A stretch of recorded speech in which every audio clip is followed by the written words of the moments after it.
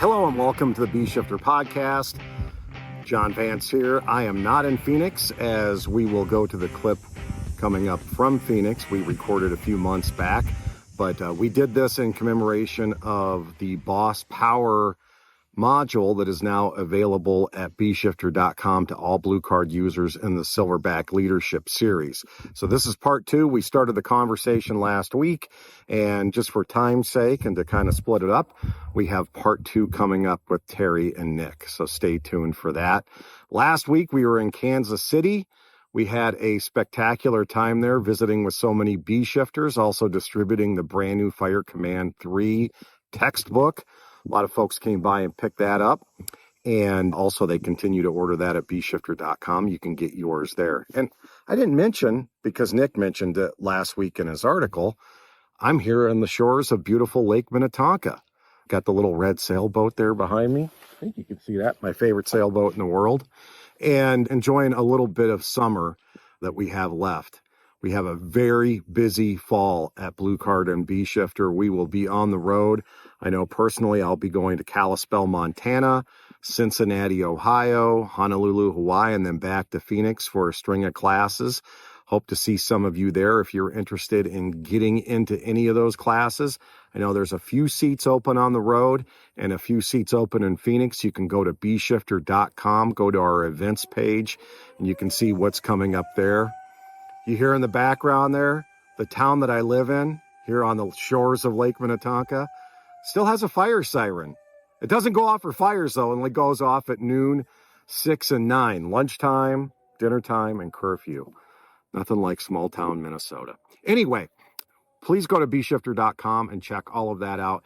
Now let's go and continue our conversation as we get into part 2 of Boss Power with Terry Garrison and Nick Brunacini. That would happen at a fire department's awards banquet. Yeah. See, it's a group of people you want to hang with because they do crazy things that it's not necessarily always fatal, but they get right up to the edge. Yeah. So and I mean, that's kind of the occupational challenge we have. You look at like guys that were always at the end of offensive operations are the ones you worried about the most. You thought, no, these guys are going to kill themselves. That's the reason I'm going to this. It's just to keep them from, from engaging too long. So, I mean, they're great people, but you just think, no, you guys you're a little late in your strategic management sometimes. And all these things we're talking about, when a worker does something, bang in the parking lot or whatever it is, okay, that's bad. Yeah. But when the fire chief, when the boss does it, boss does it, a leader in the organization, not only is it bad, get a DUI as a firefighter, you're going to make the news.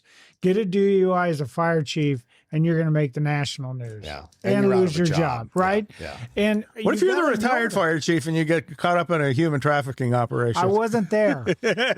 No, you weren't. Oh. Yeah. Not me. Yeah. So, and here's the other thing about why it's important to see your demons and your angels and understand. I know what my weaknesses are, man. Believe me, we all know what they are. Yep. We are weakness. Workers' behavioral response to angels. Do you think there are some behavioral response when you're being a nice person to other people? Oh, yeah, they're going to meet that reciprocity. Like, yeah, they're going to be loyal. They're going to show up. They're going to cooperate.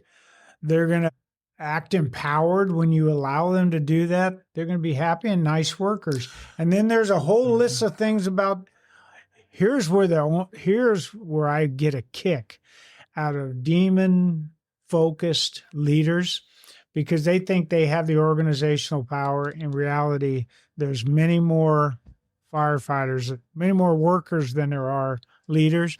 So here's what workers' response to demon behavior is: sabotage, betrayal, malicious obedience. I like that one. Rumor, misinformation, backstabbing, rule breaking, and just revenge, mean-spirited, and just being goofballs. You see it happening. Yeah. It's all going to happen. It all comes back on you. It's all that. Now, that is probably the transactional piece. Well, again, I think the further you get from managing around the work, the more that's likely to happen. And when you kind of say, no, you assholes have to wear your uniforms to identify yourselves as firefighters to the community. They have to be laundered. They can't have holes in them. You've got to look a certain way. Well, you're an asshole. You make us do that. No, that you signed up to go on calls. That's what we're doing for a living. I mean, if you don't want to do the work, you shouldn't be here. That's basically it. And wearing a uniform is probably work. Now, I wasn't the most uniform person, but I always had at least the uniform I needed for what I was doing. Nearby. Yeah, I always had a shirt, and then it didn't matter. If I needed pants, I had pants on. But that's, and then people they understand that about you, and they think, okay, here's Nick Brunici's strengths, here's his weaknesses. Yeah. So a lot of times, like when we had partners as chiefs, is the partner would fill out my weaknesses and I would fill out his weaknesses. Yeah, so we would like a married couple. We would counterbalance each other's bullshit, basically. So that worked pretty well. And sometimes they would say, "No, Nick, you need to go talk to that guy." I mean, that's not a good thing they did. Okay, you're right. I should do that. So you would have a conversation, an adult boss conversation with somebody else, which was that was the best thing about being a BC is you had that partner, and so you could. I had Sid Norwood. He goes, "You want me to talk to him?" I go, "Yeah, go ahead, Sid." Yeah. And he'd go over there and say, "Hey, the fire chief Garrison's looking at," and he would have him, and they'd look over him, and he would use words that I would never use because I was nicer than him. The message was from him. It's like, oh, you got the Vietnam vet looking in the eyes. I mean, I'm talking a recon Vietnam guy going, "Hey, he's going to," and I'm like, "He is?" Yeah. Now, if they knew me, they knew that most of it was bull. No, as a crew. But it was accountability. Yeah. Go ahead. No, you go ahead. Oh, I was going to say the greatest thing about this angels and demons concept, because I think, I saw Bruno talk about this a lot, was knowing when the demons were coming up. And there's probably been 4 or 5 times in 22 years where I had to dismiss myself from work for the day. Yeah. Because I felt like, you know what, if I stay around here, I'm going to do or say something that I'm going to regret. And it's not going to turn out well. I'm going home sick for the day. I wasn't physically sick, but I knew I need to get the demon under control and get whatever else is in check, bring the angel up. That's a good point. And don't do something when you're in that kind of mode, man. Like you gotta pull it back. Bruno said that, and we talk about that back in personal effectiveness too. A lot of this kind of goes through the different functions, but he talks about don't do anything when you're mad. Yeah. Right. Yes. The thing about this, kind of putting a bow on it if you want to, but the angels and the demons and how leaders act and how the workers act, when they both get in this demon mode and they go back and forth with revenge, retribution, goofing off. Now, the people that think positional power is the way to control firefighters, when they don't get the control, they use more power, which is the worst thing they can do. Oh, that didn't work. I'm gonna hit you 6 more times. Workers don't respond to that. But what happens is this becomes a cultural, and you've seen organizations like this, it becomes a cultural problem.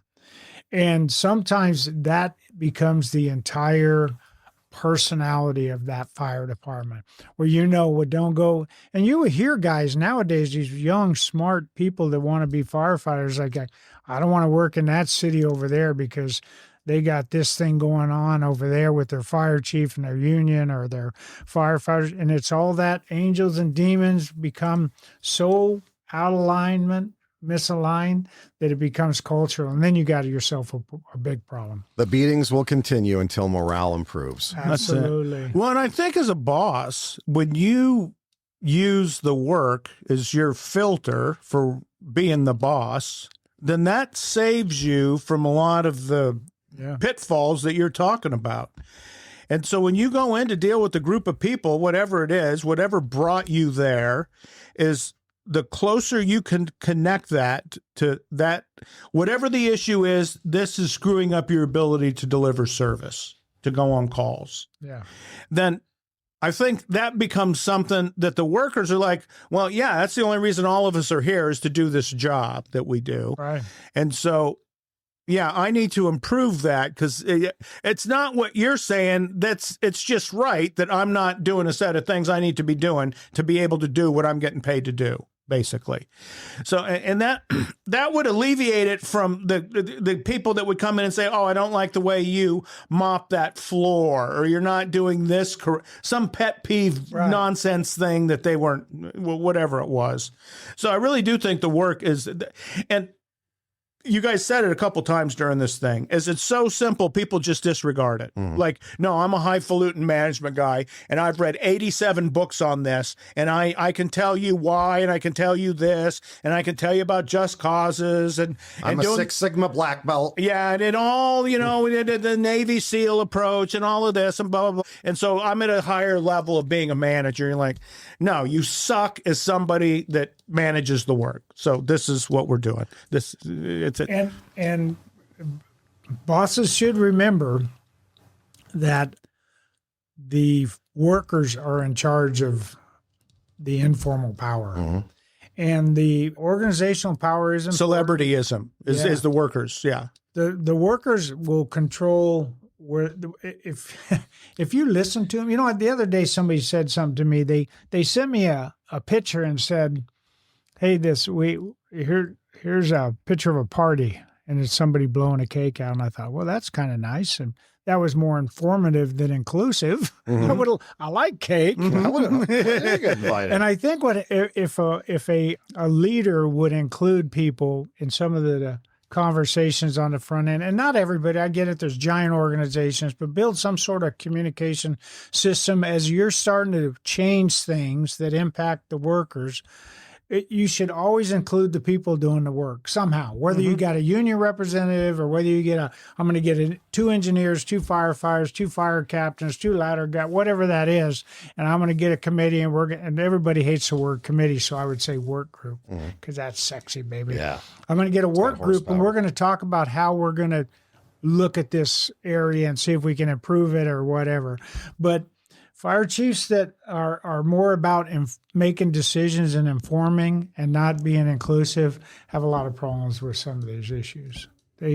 That's their demon, right? Their demon is they have power and they only communicate down. They're in a lot of communication coming up. In fact, I know some fire chiefs that any kind of communication coming back up scares the hell out of them. Because I might have to act on that. I'm going to have to listen to that. I can't unhear that. You can't unhear when you go out and you do the blue card presentation and you do the incident command and you talk about the things that kills firefighters and how you should control a fire. You can't unhear those things. Leadership's a lot like that too. Well, that's boss power. You guys did a podcast here not long ago with Martin Dyer, the fire chief of Worcester.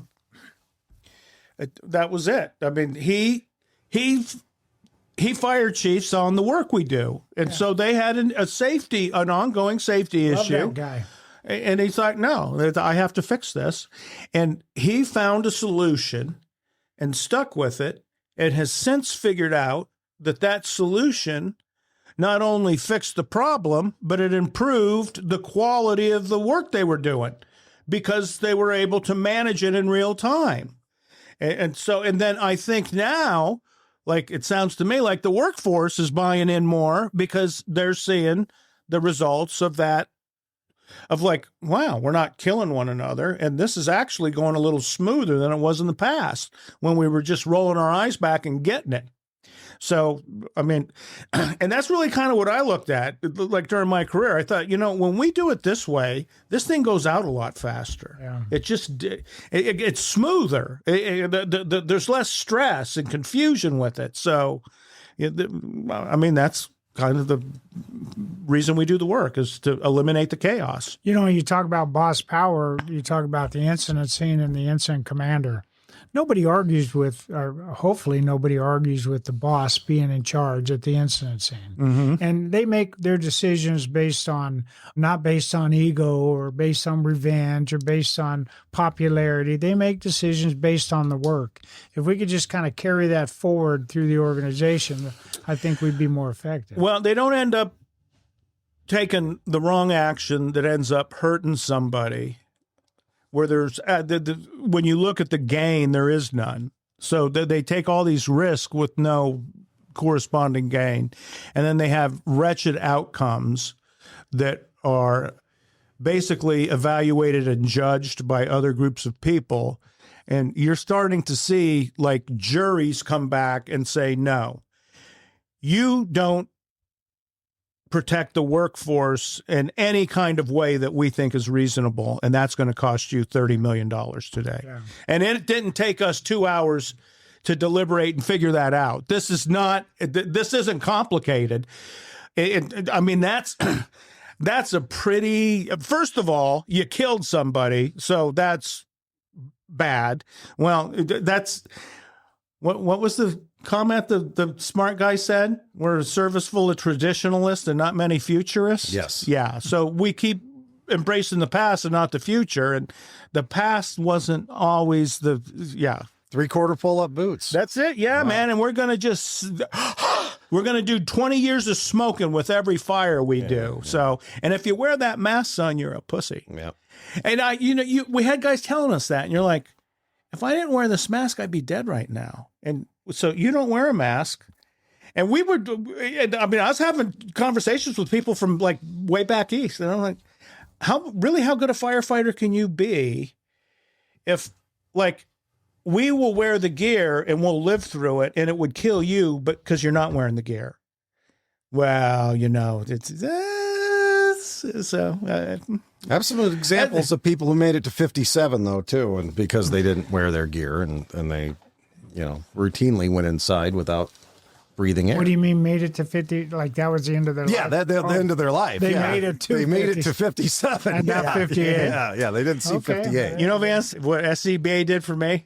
And so far, I've pulled 10 times more out of the pension than I put into the pension. That's the goal, right? Yeah. Hey, so I wanted to ask about how people react to power. So we get somebody who's new, either as a chief or officer, and Bruno said everyone acts differently when they get that power. What does that mean? What's he talking about there? What? He didn't say everybody. I hate to correct you. That's not the way to start. Okay, this. No. He says you don't know how somebody's going to act until they have power over you. Oh, okay, yeah. So in other words, in fact, I've talked to people in years now, been gone from the Phoenix Fire Department, and I'll talk to somebody and they'll say, "Man, that guy was a freaking asshole," and I'll say, "No, he was. He's the nicest guy." Yeah, well, yeah, you never worked for him.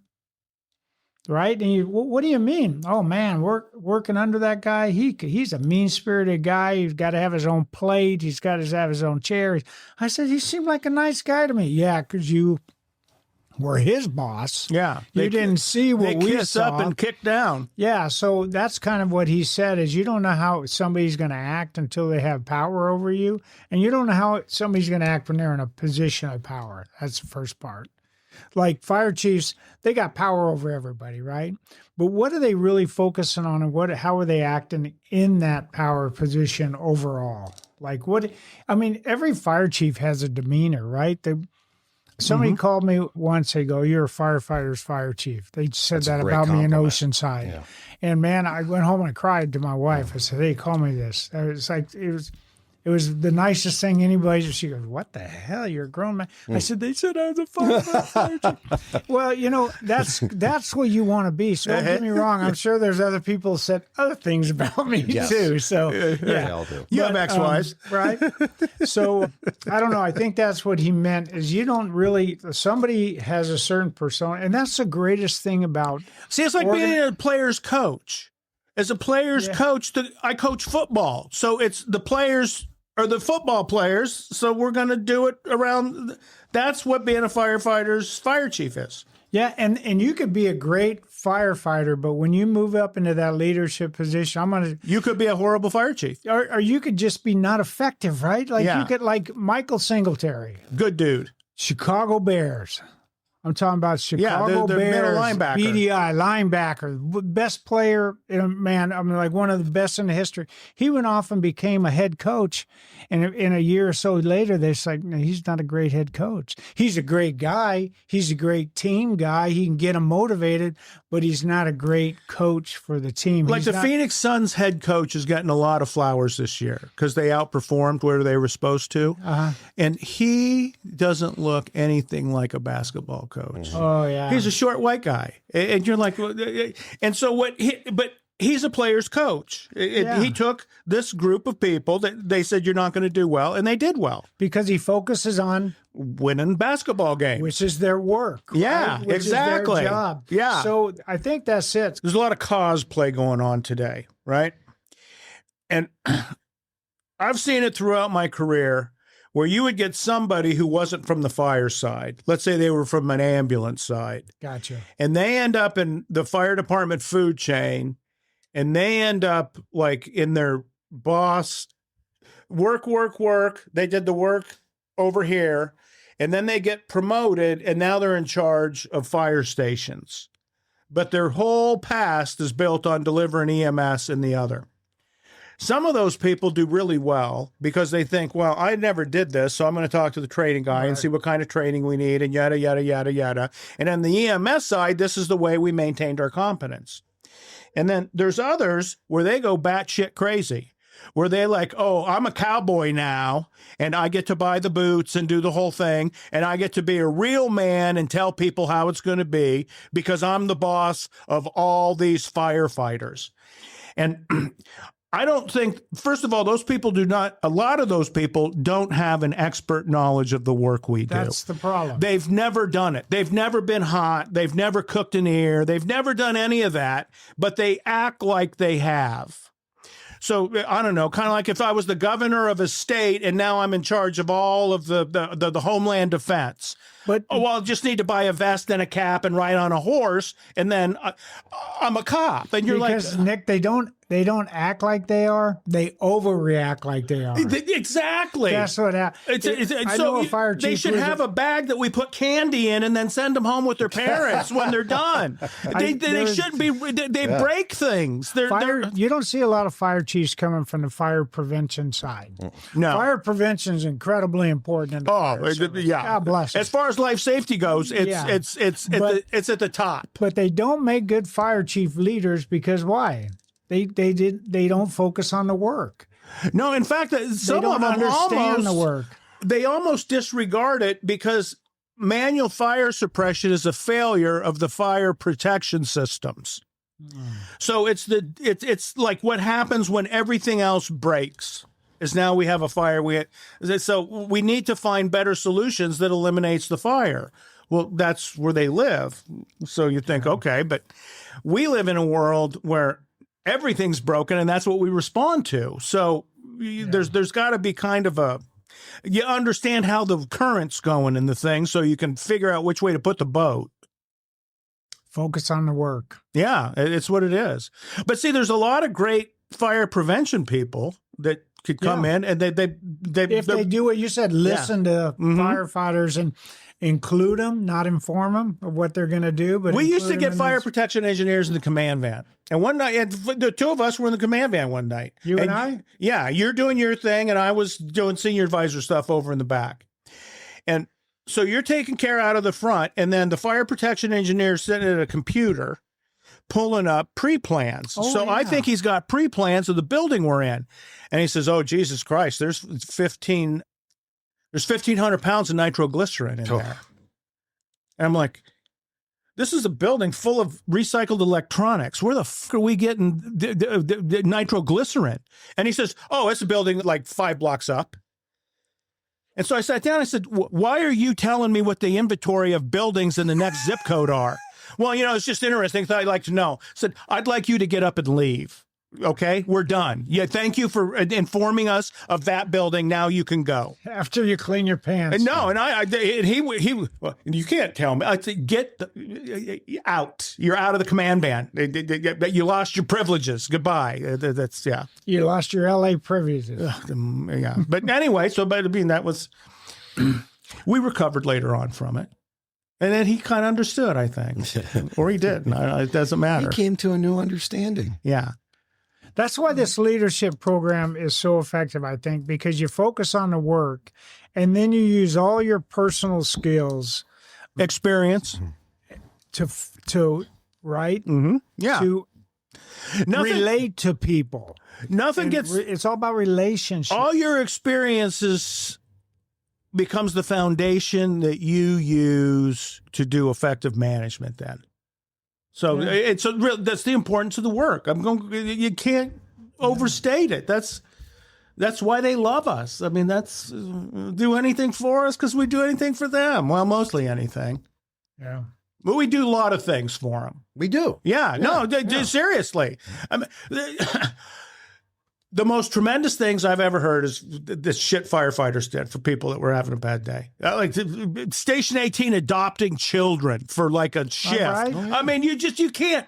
And the people that do it, you think, you guys can commit, your demon can do overdrive for a while based on the karma you have generated for yourselves. Fire Station 7 in Sunny Slope, they made it a retreat that's kind of created this whole program with if you're a kid on your way home from school and you get frightened or chased or mugged or whatever, come here. Bullied, you come here, we got a safe place. And that started that kind of the program of the neighborhood safe place in that station. In my neighborhood newspaper, they're building a brand new Station 7.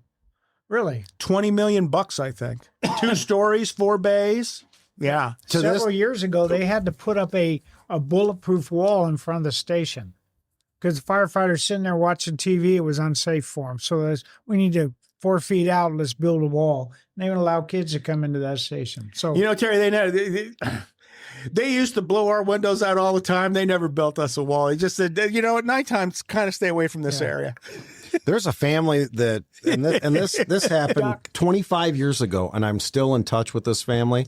This little girl and boy's dad killed himself, and it was ugly scene.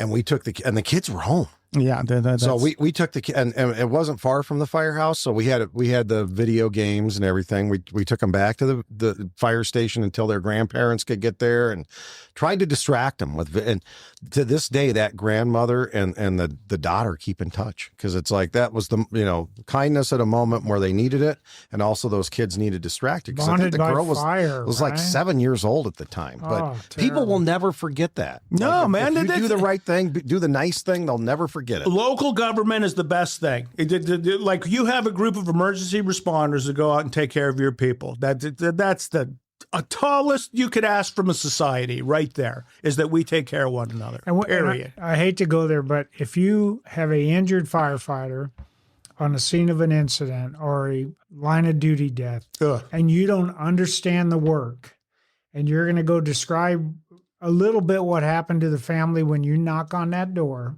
And you're not going to describe what happened, but you better know what the work is. And a lot of these I shouldn't say, there are fire chiefs who don't focus on the work until something bad happens. And then they're playing catch up. The mayor's asking them what happened. The city council's asking them what happened. And they're still trying to figure it out themselves. You better focus on the work when you have your worst day. You better be able to. You're not going to describe it to the family members that happened, but eventually I remember standing up in front of a group of family members and going through a NIOSH report with them line by line because that was my responsibility. Because they said, Chief, the thing is we just want people to learn from this. Well, here's the learning document with our recovery document and then the NIOSH document. Here's our learning document so your family member didn't die in vain. But you better be able to explain how that goes forward. And you can't delegate that off to you. You're going to. Yeah, but the fact that even happened, and it's a hazardous job, and that's part of it. And you have to deal with that, and that's the reason we do things the way we do. But if you're the fire chief and you describe that is an inherent risk in this job, and that's just what happens, and so we're going to have a really nice funeral, and then we're going to go about our business.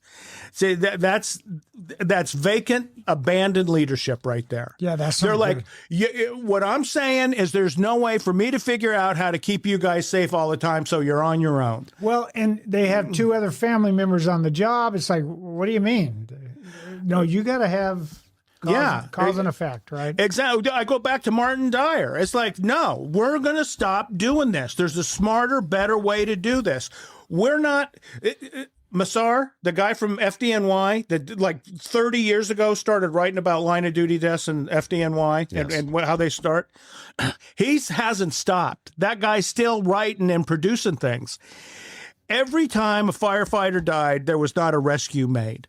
That was the first thing he started with. All of his research has continued down that road. It's like the Abbott's of Project Mayday, same thing. So you'll have long-term fire chiefs that say, no, I am, especially like in cities that have suffered a lot of line of duty deaths, saying we have got to stop this in our system. So they research ways to do that, and then they take action that says, no, we're not doing this anymore. Period. So, and I think that's the first step in the thing, is that the true executive level leadership of the organization understands that and does something from it. See, that's where 1500 came from. Is it came on the heels of Fire Command, and it's like, no, Alan Bernstein used to say, it ain't okay to kill a firefighter. So the bagpipes, the rest of them, they get done. He says, hey, this ain't okay. You can't do this. This is against the rules. Yeah. And I mean, it would piss people off. And they're like, how dare you disregard? And you're like, he's the only one trying to do anything with the memory of the person that died. The rest of you, you're out in the middle of traffic wondering why it's so noisy right now. Is that why some fire chiefs say, after suffering multiple line of duty deaths, hey, we would do that all over the same way today as yesterday? I mean, we've heard that a lot, right? That's not good. You know who likes to hear that? Lawyers. In fact, that's criminal. I would go so far as say, you keep saying that, pal, you should go to jail for it. No, this is the greatest thing. I've heard guys, the biggest apex A-shifters talking about, you can't explain what the First Due Engine Company does. And I'm like, yeah, I can. I can explain exactly what they do. No, you can't. It's too chaotic. You're a moron. You don't understand basic hydraulics and apparatus function. I mean, no, I can tell you exactly why that's working. You know, it's. I took science in high school. They made me. Yeah. Here's a leadership statement. When we lost Tarver, fire chief, would you change anything that occurred at that fire? He goes, I would change everything that occurred if I still had firefighter Tarver sitting here today. Well, he did change everything. And we did. Yeah. I mean, he did. But at the moment... The last 5 years of his career, he had dropped, so he was a lame duck. Yeah. The last 5 years were the most productive of like improving the system that he had created in the beginning. So it's like, okay, out the door, I'm going to fix the tactical hole that we have in this bucket. Embedded safety. Boss power. So you cannot have a conversation about boss power without getting to the point where you talk about how they use it, how it impacts people, how it impacts the job, and then how, when something goes wrong on the job, that boss power needs to continue in a positive way. Mm-hmm. And you can't phone those in. No. And you're going to be, and we hate to go to the line of duty deaths. Yeah. But it's part of that. And that's the great thing about this podcast. I never know where we're going to go. I didn't know I was going to bring that up, but it's like, no, as I start thinking about boss power, the times in my life where I had the most, I think the easiest decision about how I was going to use my power. It's like, hey, I don't care how anybody feels. I'm going to support the work and the workers. And that's the way I'm going to do. So I don't know. We went there, but that's the great thing about this. You never There's going to be a lot more in the module. I mean, if you really want to get into it, once the module. Once you go through the whole thing, and people, like people that have gone through it so far, what we've done, we're about halfway there. Yeah. They're like, how do you even do this? No, there's there's just so much, and I think part of it is it's different. It's not the same leadership stuff you see of officer 1 and 2 and 3 and 4 and being the boss and all the other stuff. We talk about bosses' insecurities, what bosses want from the workers. It's a whole different thing. It's not weak and fuzzy. And then we go into about 4 pages at the end of this function where we talk about boss goofs, and they're just bulleted out and none of them are made up. We don't have to make any of this stuff up. And so I think people will learn, and then once again, they'll have a good time. Because with Bruno, I mean, just sitting down and learning was a good time, wasn't it? Right. And we had some videos of him in here. I think just in this one function, I think there's 4 2.5-minute videos or something like that of him speaking. So once again, There's an abundance of videotape of that. We're man, the curators, and he's yeah, exactly. We're the disciples of Bruno, no doubt about it. What do you got? Timeless tactical truth? Are you going to make that noise that we can't hear? Yeah, let's do it.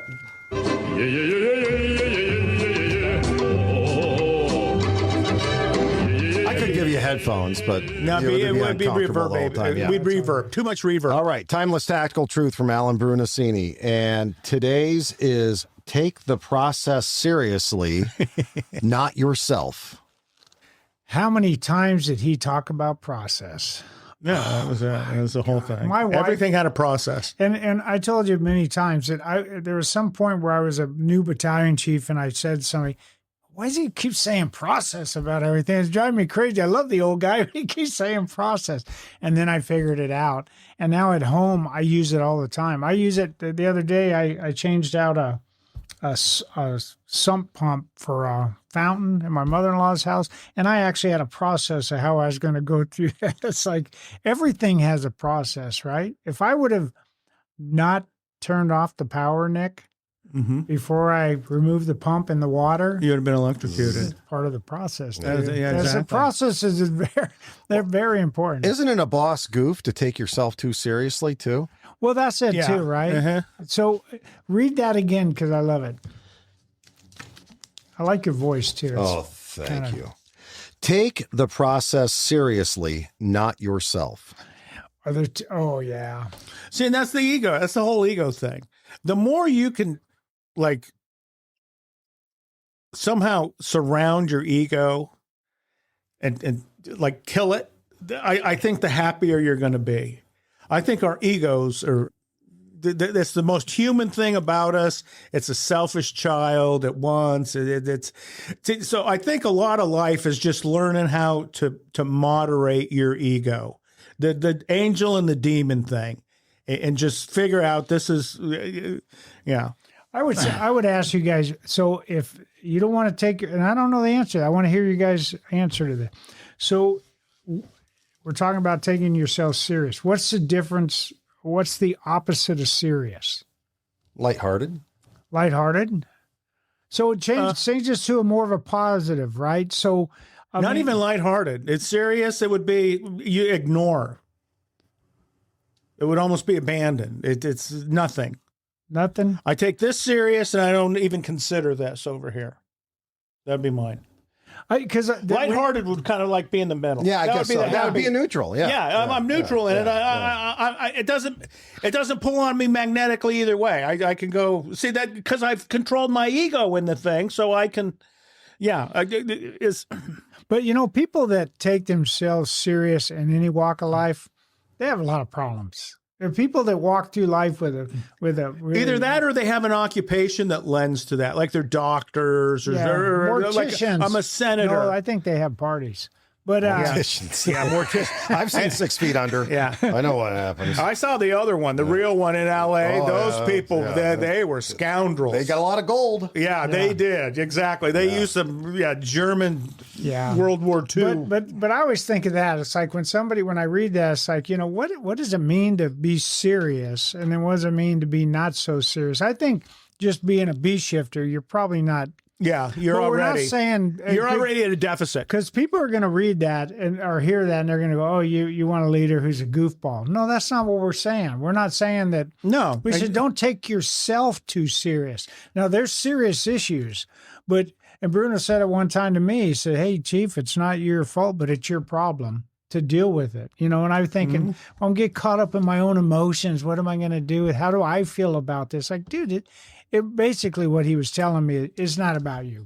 Go handle it, manage the issue, take care of it, use the process that are in place. I think discipline's one of those areas where I remember sitting across from people and firing them. It's like, I am not going to be mean to them. No. I'm going to shake their hand and There's say, no hey, reason to be. you're not going to be a firefighter tomorrow.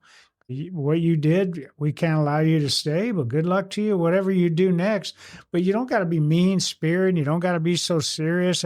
They're going to be serious enough. Well, and I think the other thing that, just about taking yourself too seriously is believing stuff. And I might screw this one up too, but I could swear I heard Bruno say, and it's something that's always resonated with me, don't let criticism go to your head and don't let compliments rise any higher than your heart. Didn't he say something like that? That's it. Okay. Because it's like, we believe our own crap, right? Like, and I've always been a believer, don't believe your own hype. Like if they're giving you attaboys at a city council meeting or whatever, just like, let it go. Yeah. And then the same as criticism, you're going to get criticized, right? So you can't take that too personally either, or you're going to get incapacitated by it. I think that's where the growth comes from, is when you can start to detach from like personal criticism of yourself. Right. And I don't think we come that way. I especially firefighters, man, is you're guarded and your reputation is everything and that's all you got. And like early in throughout much of my career is you had to be able to defend yourself like socially, emotionally, psychologically when you went in a fire station. You had armor. Yeah, you had to. And I mean, like there were people that you just didn't screw with because you thought, no, that guy will kill me like 800 ways. And physically, I beat the snot out of him, but no, he's playing chess I don't understand. I tried to screw with John Hinton once. I poked him across the room when he wouldn't. And man, before I'd said something to him, and man, he hit me 6 times with the best zingers. Jeez, let me up. That was part of it. Well, and in fact, it would go even further than that. You would see some task level things at fires where it's like, I'm going to get even with that son of a bitch now. Yeah. And like we're all wearing turnouts and they can't tell who did what to them. So you're not. That's just the nature of the occupation that we have. I think it's more of a lifestyle than it is really. And I think that may be one of the reasons that like young people today is like, and it's too frightening. I just don't, there's too much mystery around this. I don't understand. Well, some people, when they put that badge on, they feel like they got to change their personality and lose a lot of their fun parts. Well, there's a certain toxic masculinity that kind of goes with being a hero and the steely-eyed loner. And bullshit, man. Yeah. We have a good time together. It should be fun to go to work. Most every day of my life, I look forward to going to work. Oh, I did. Yeah, I mean, there was a couple times that I don't want to do this today, but mostly as a general rule. When you got there, you still had fun. Oh, you did. You had a great time. And you're like, oh, what was I even worried about? This is There's not a better place to work than a fire department. There just isn't. It's one more thing that I remember from here that I want to cover, and it kind of fits into that. And you said it before, is that success isn't final. Right? And failure isn't fatal. And I think that kind of leads along those lines is like, so you're successful now. You've made it to the fire chief position. You passed whatever it is. You got hired. It's like, don't quit being a person and supporting people and all that. I mean, just continue to do it from your position. Just help more people and be supportive of them. You guys are both looking at me like I've lost my mind. No. I'm thinking about. I'm trying to read the room. When here. I became a fire chief, I would leave work every day and I'd feel like, man, I'm forgetting something and I'm screwing this up. And I don't want to screw it up. Well, I mean, your thing like success and failure is like every saint has a past and every sinner has a future. Right. I think we all have everything. As everybody's got the starting stages of cancer, dementia, whatever's going to kill us, we all got little chunks of it right now. Yeah. So some of us just live longer with it. We started dying the day we were born. That's it. But if you're a fire chief and you feel like you know the work and you're supporting, have fun with that. Bruno said it to that guy that one day. Are you okay? Are you happy? He goes, yeah. He goes, well, you should tell your face. Yeah, let your face know. Because he had that, that resting bitch face you heard him talk about. Yeah. Hey, well, Terry, I'll bet you $1,000 he's got that right now. If we could see a picture of him right now, that same guy. Yeah, he would. But it's angry man. interesting. Have fun. I think you don't take yourself too serious, but use a process. Don't skip the process in anything, especially when it comes to discipline. You got to discipline somebody where they did something so egregious. Now you got to get in the disciplinary process, which is different from coaching or mentoring and all that. That should have happened somewhere along the way. But when you get to the point where now I got to do, we got paperwork, we got terminations, we got demotions, which I don't think are effective, all these kind of things. Just use that process, man. And you don't have to be an asshole when you use the process. I was dealing with the fire station once that had a morning blow up, and we were about 3/4 of the way through the discipline process. And I was the asshole. Why are you? You're the assholes that mailed the invitations out, pal. I'm here at your bequest. You did this. Put it right back where it belongs. Yeah, and you've said that before, and it's the same approach you've taken to emergency scenes. It's like, hey, I didn't create this. Yeah, I'm just here to deal with it. I'm trying to make it better. Yeah. I'll own it. It's mine now, but I'm going to make it worse. But yeah, in fact, we may put some water on it here in another 2 or 3 hours once it's mostly gone, and it'll be okay. And sometimes, and you may have to cut this, but sometimes all you can do is sit there and watch it burn down. This is all that's left. There's no other options. Thanks, guys. Well, thank you, JD. Another good episode. Well, here we are. Yeah. Look for the we Silverback. take ourselves too serious? No, I don't think so. No, we never do. Yeah, We focus on the work enough today? Yeah, that's all we focus We'll on. be nice to each other? Yeah, pretty Wouldn't much. it be nice to do that when you're a fire chief at the end of the day? Yeah. Did I focus on the work? Was I nice to everybody I encountered? Did I leave it a little better than I found it? And did I have fun? And if you went home with that, Job well done. Well, and really, if you're doing your job, you're creating an organization where you can do that. That's a high functioning. Yeah. You have systems for fixing things. That's really all that is. and ask yourself that at any leadership level. Yeah. Your battalion, your response chief, you dealt with all the issues, you worked through all the people, you went to all the calls, and ask yourself those couple of questions and say, yeah. And then you'd be like my ex-wife was. Every time I came home from work, I was smiling and pissed her off.